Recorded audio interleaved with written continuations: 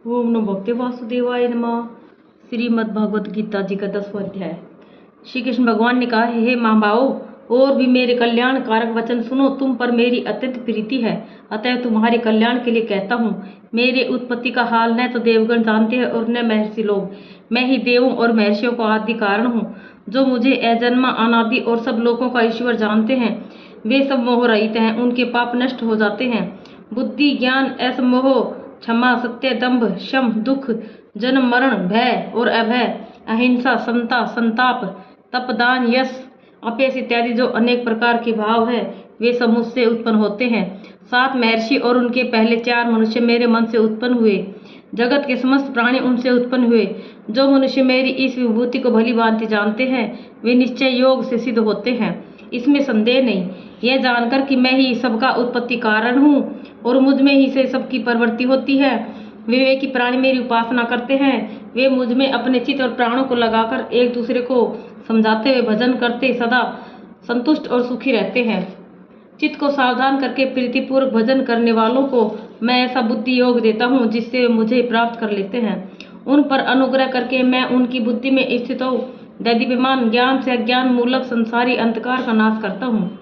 अर्जुन ने कहा, आप पर ब्रह्म हो, परम धाम हो, परम मित्र हो, अचल और दिव्य पुरुष हो, आदिदेव हो, अजन्मा हो, सन्यासी हो। तुमको सब ऋषि, देव ऋषि, नारद, अमित, देवज्ञ और व्यास भी ऐसा कह गए हैं और स्वयं तुम भी कह रहे हो।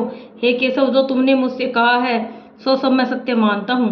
हे भगवान, देवता और दानव इन दोनों ने ही तुम्हारे रूप को नहीं जाना है। हे सब जीवों के उत्पन्न करने वाले भूतेश, हे देव, हे जगतपते, हे पुरुषोत्तम, आप स्वयं ही अपने मन को जानते हैं, अतएव आप अपनी उन विभूतियों का हाल पूर्णतः वर्णन कीजिए जिनके द्वारा आप इन सब लोकों में व्याप्त हो रहे हैं। हे योगिन, हे भगवान, सदैव आपका चिंतन करता हुआ मैं आपको किस प्रकार से जान सकता हूँ? आपका ध्यान किन किन भावों से करना योग्य है? हे जनार्दन, कृपया अपनी माया और विभूतियों को विस्तार से कहिए।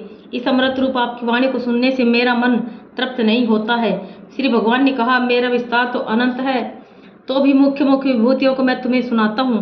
हे गुणकेश, समस्त भूतों के अंतकरण में रहने वाली आत्मा मैं ही हूँ। मैं ही उनका आदि, मध्य और अंत हूँ। मैं आदित्यों में विष्णु, प्रकाश को में अनेक किरणों से भूषित सूर्य, मर्दगणों में मारीच और नक्षत्रों में चंद्रमा हूँ। मैं वेदों में सामवेद, देवों में इंद्र, इंद्रियों में मन, धृतमात्र में चैतन्य मैं ही हूँ। मैं रुद्रों में शिव, यक्ष राक्षसों में कुबेर, अष्टवसुओं में अग्नि और पर्वतों में सुमेरु मैं ही हूँ।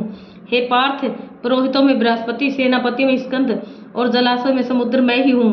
मैं महर्षियों में भृगवाणी हूँ, अक्षरों में ओंकार, यज्ञों में जप और स्थावरों में हिमालय मैं ही हूँ। वृक्षों में पीपल, देव ऋषियों में नारद, गंधर्वों में चित्ररथ, सिद्धों में कपिल मुनि, वेदों में अमृत से उत्पन्न उच्च सर्वा, गजेंद्रों में ऐरावत और मनुष्यों में राजा मैं ही हूँ।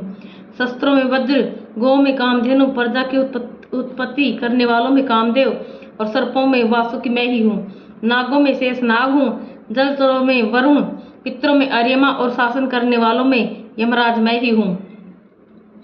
दत्तियों में प्रहलाद, ग्रास करने वालों में काल, मृगों में सिंह और पक्षियों में गरुड़ मैं ही हूँ। शुद्ध करने वालों में वायु, शस्त्रधारियों में राम, मछलियों में मगर, नदियों में गंगा मैं ही हूँ। हे अर्जुन, मैं सब प्राणियों का आदि, मध्य, अंत, विद्याओं में आध्यात्मिक विद्या और वाद विवादों में वाद मैं ही हूँ। अक्षरों में ओंकार, समासों में द्वंद्व, अक्षय कोख और 4 मुख वाला ब्रह्मा भी मैं ही हूँ। सबको हरने वाली मृत्यु, भविष्य में होने वाले पदार्थों की उत्पत्ति, स्त्रियों में कीर्ति, लक्ष्मी, वाणी, समृद्धि, मेधा, धरती व क्षमा मैं ही हूँ। सामवेद में बृहत्तम साम, छंदों में गायत्री, मासों में मार्गशीर्ष और ऋतुओं में वसंत मैं ही हूँ। छलियों में जुआ और तपस्वियों में तेज, जय उद्योग, सात्विकों में सत्य मैं ही हूँ। यादवों में वासुदेव, पांडवों में अर्जुन, मुनियों में व्यास और कवियों में शुक्र मैं ही हूँ। दमन करने वालों में दंड, जय चाहने वालों में नीति, गुह पदार्थों में मौन और ज्ञानियों में ज्ञान मैं ही हूँ। और हे अर्जुन, भूत भाव का जो बीज है वह भी मैं ही हूँ। मेरे अतिरिक्त चराचर भूत कुछ भी नहीं है। हे परंतप, मेरी दिव्य विभूतियों का अंत नहीं है। यह विभूतियों का विस्तार मैंने संक्षेप में कहा है। जो जो वस्तु ऐश्वर्यवान, शोभायमान और यशवान है, उन्हें मेरे ही तेज के अंत से उत्पन्न हुआ जानो। अथवा हे अर्जुन, इस ज्ञान से तुमको क्या प्रयोजन है? यही जान लो कि मैं अपने एक ही अंश से इस संपूर्ण जगत में व्यापक हूँ। इति श्रीमद्भगवद गीता सुपनिषद सुब्रह्म विद्या योग शास्त्र श्री कृष्ण अर्जुन संवादी विभूति वेद योगो नाम 10वां अध्याय समाप्त। 10वें अध्याय का महात्म्य। श्री नारायण जी बोले, हे लक्ष्मी जी, अब 10वें अध्याय का महात्म्य कहता हूँ, तू सुनकर। एक समय कैलाश पर्वत पर शिव पार्वती बैठे थे।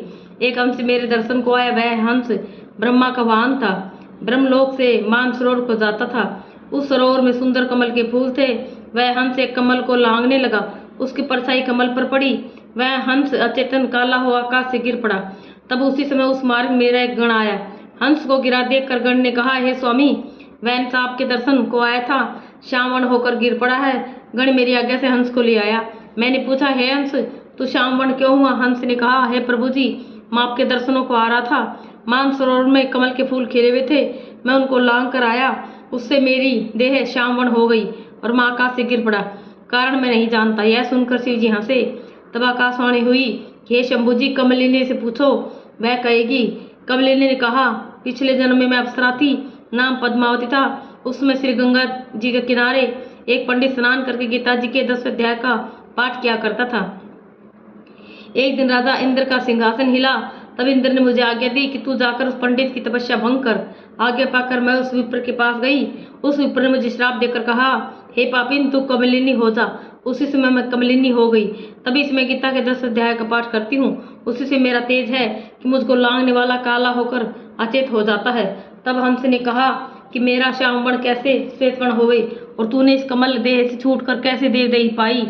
तब कमलिनी ने कहा, जब कोई श्री गीता जी के 10 अध्याय का पाठ सुनाएगा तब उसका उद्धार होगा। तब उस पंडित ने सरोवर में स्नान कर शालिग्राम का पूजन कर 10वें अध्याय का पाठ किया। उसे हंस और कमलिनी ने सुना। तब उनका उद्धार तत्काल भया। हंस श्वेत और कमलिनी देव कन्या हुई। ओम नमो भगवते वासुदेवाय नमः।